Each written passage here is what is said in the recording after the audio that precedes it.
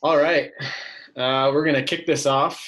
My name is Ernest Sager. I'm the Executive Director of the Vail Valley Mountain Trails Alliance. Welcome, everyone. It's awesome to see right now we have 53 participants on, which is an incredible turnout. So first, thank you. We had even more than that registered, had a number of emails of people saying they want to join, but they can't make it tonight. We are recording this, so you'll be able to go back in and go through the training again, learn the instructions, and hear what we all have to say. So before I go into introductions, I'm just going to give a quick background on when and why and how this program started. So the Wildlife Trail Ambassador program started in really with the approval of the Evercrisp Trail, the first trail that was built on the Eagle Holy Cross Ranger District in over a decade, and that was in 2017. When we began building that trail, working with the CPW, we came to understand and really learned about some of the issues facing our wildlife populations. A lot of the trailheads across our county didn't have gates, had old or beat up signs that were barely readable.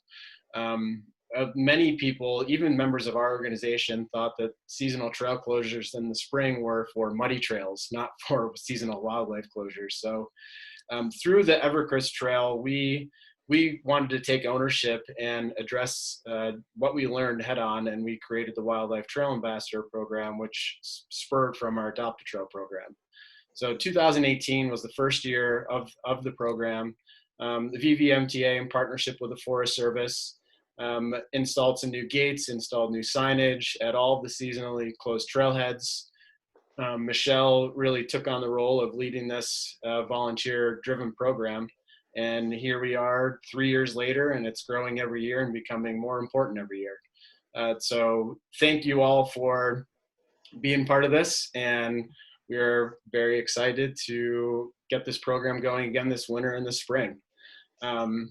So that's a quick background. And all the people that you see on the screen here have been part of this program really since the beginning, especially our partners at the Forest Service.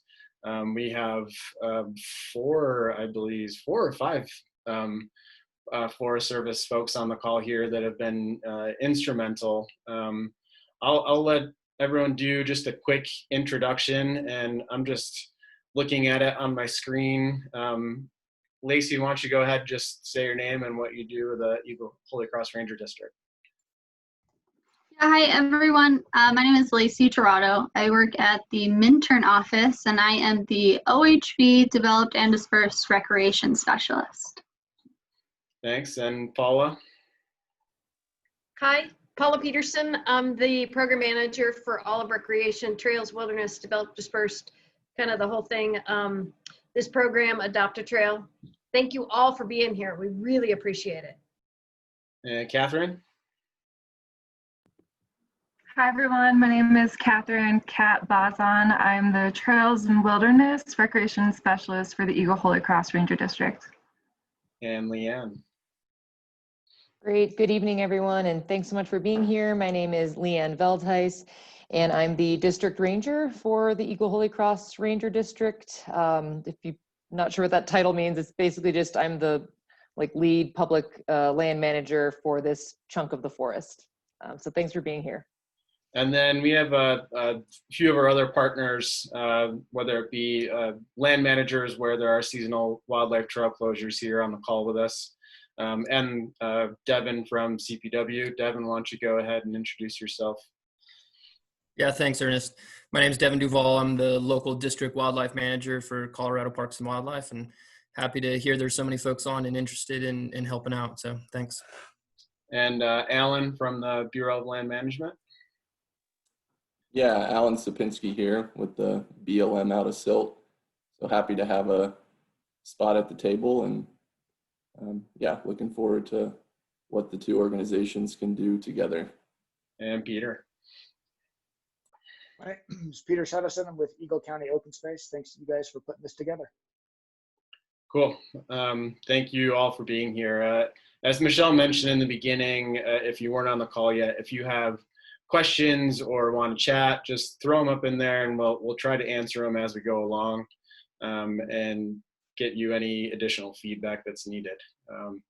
So jumping into our agenda first, we have all these different partners and land managers, and all have a little bit different seasonal trail closures, different policies, different procedures, but we're all here for the same reason. We're all here to protect the wildlife and to educate and inform the public and trail users on why not to get on these trails during certain times. So I just want to offer each one of these land managers to give a quick few-minute brief overview of the closures that are on their lands that they manage that we all know and go out and use. So Alan, from a BLM standpoint, why don't you give a quick overview? Yeah, so BLM lands where these winter closures are in place.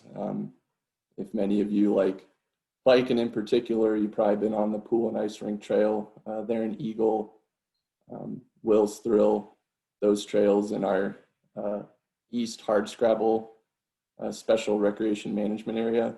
Those all have wildlife closures from December 1st to April 15th. And this being my first year as an outdoor rec planner in my current role at the office, eager to learn, the challenges that we may face with those closures. So again, certainly glad to be at the table with a group like this and know how we can help each other better manage those closures, and really just want to know that, or let you guys know that we're listening. So any questions, concerns you have, we're here to address those and act accordingly. Cool, thanks, Alan. Yeah. Devin, if you don't mind, why don't you just jump on and talk about closures from a CPW perspective and their importance? Sure, yeah, thanks, Ernest.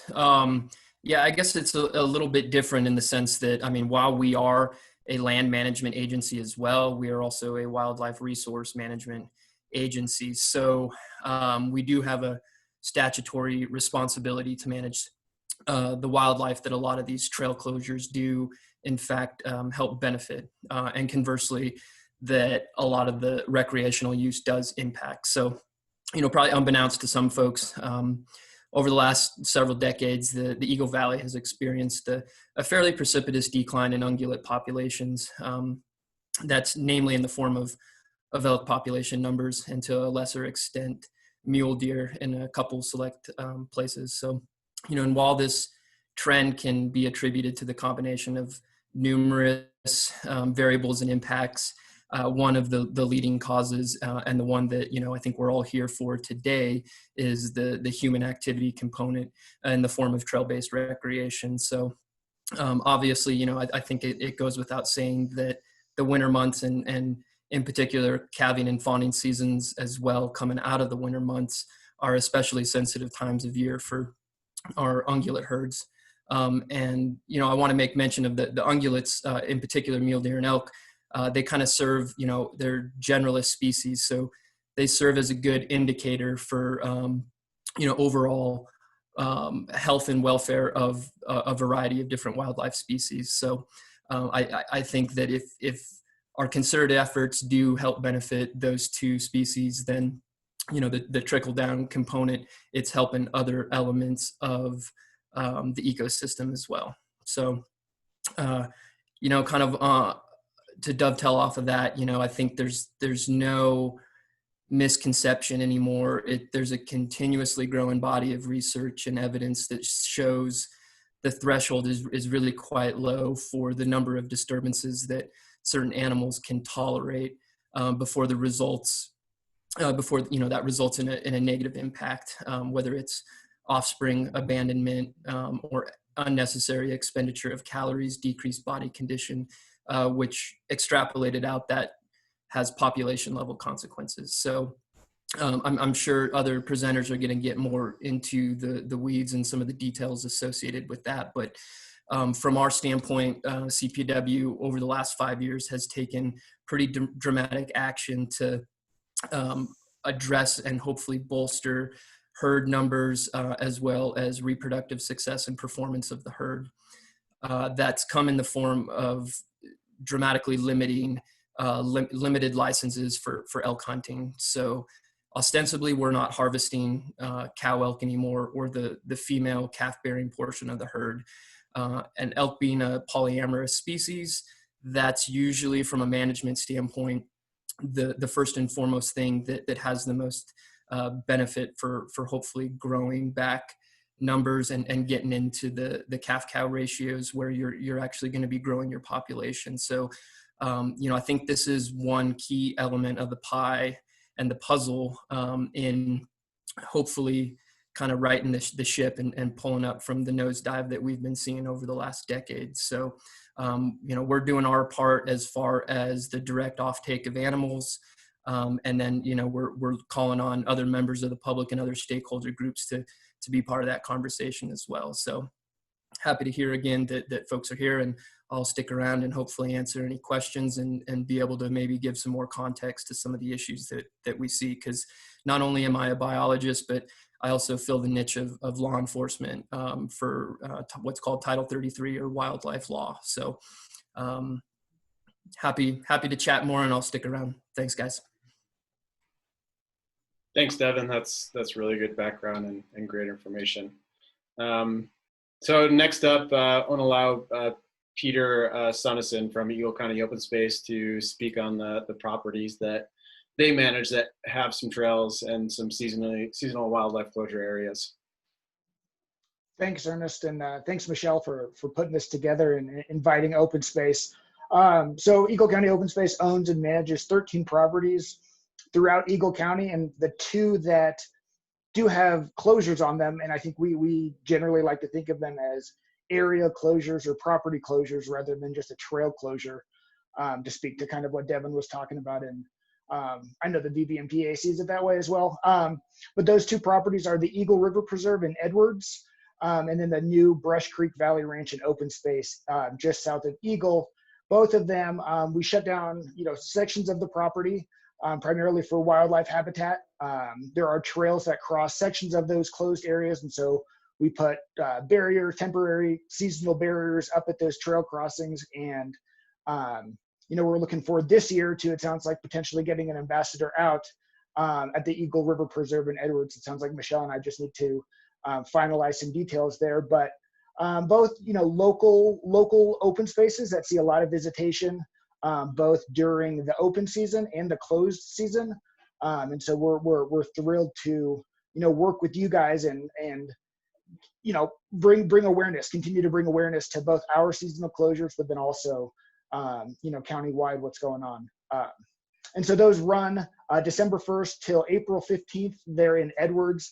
And then our closure in Eagle at the Brush Creek Valley Ranch and Open Space runs from December 1st all the way to July 1st. So it's one of the longer closure periods in the county, but for you folks that live down there or spend time down there, you've seen the elk herds that come out on the pasture there in the late spring. So look forward to working with Alan, Town of Eagle, and Ernest to kind of manage those closures in that East Eagle area. So again, thank you guys, and holler if you have questions. Thanks, Peter. Yeah, as you can tell, we all know and recognize these boundaries. Who's this land manager? Who's that land manager? What trail does this fall on? Where is this property? Well, our wildlife do not see those boundaries. So that's why we need to collaborate and have all of us here together discussing this and really coming together for it. So it's really cool to see. But those are about all that we have on just a quick intro.